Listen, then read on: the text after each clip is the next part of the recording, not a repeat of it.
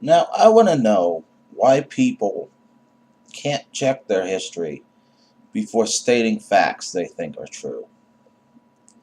And I don't know how these facts even became moderately true.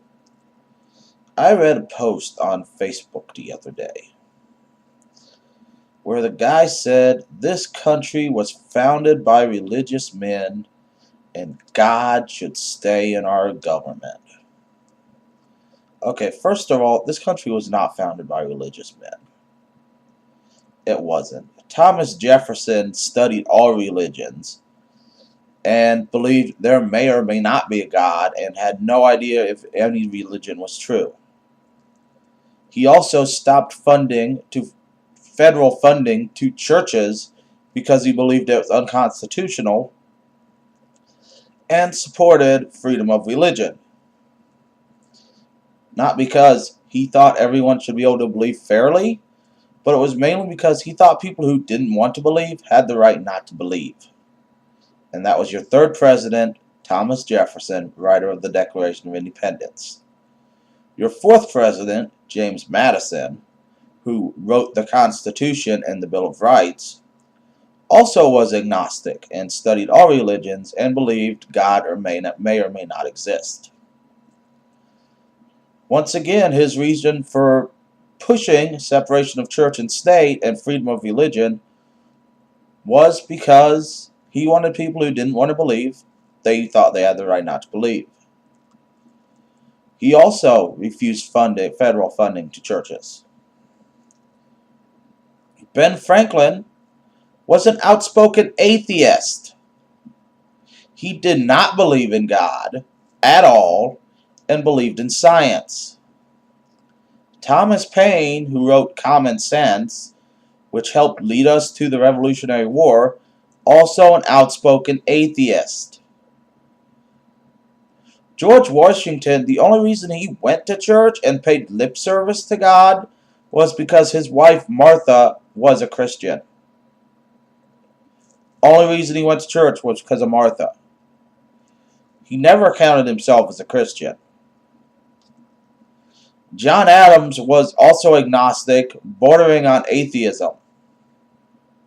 He believed if there was a true religion, it was not one of the ones produced. So these are your founding fathers, people. They were not religious people. The use of the word God in the Constitution and the Declaration of Independence was not because they necessarily thought God was the ultimate power and we had to worship God.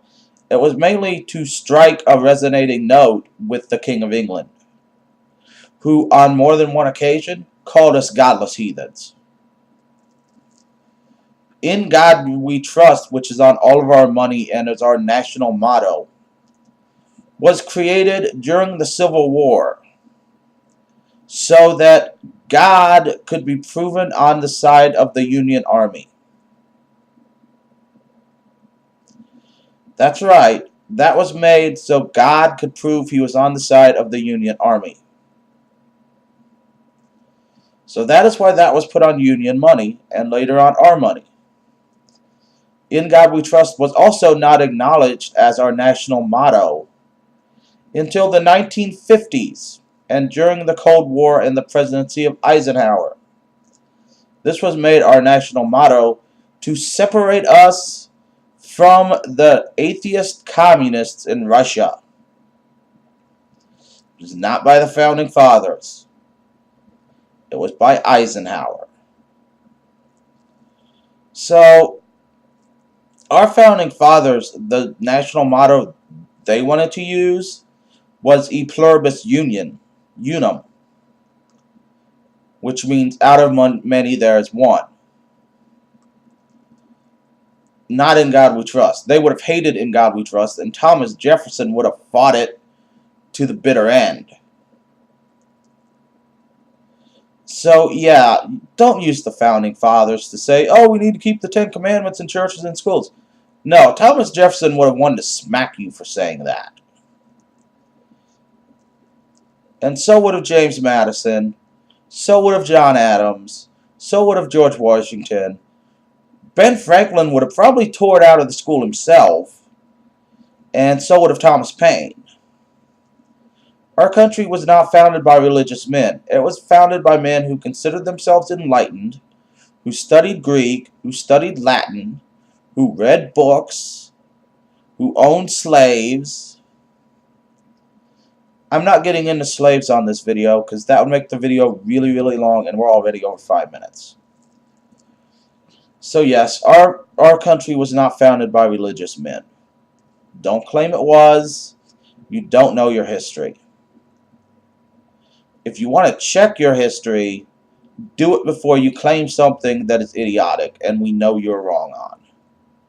And any history teacher who is teaching our country was founded by religious men needs to lose their job immediately.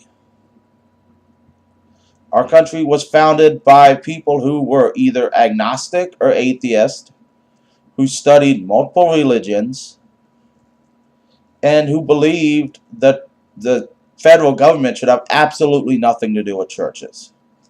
Absolutely nothing. So people, there's your history lesson for the day.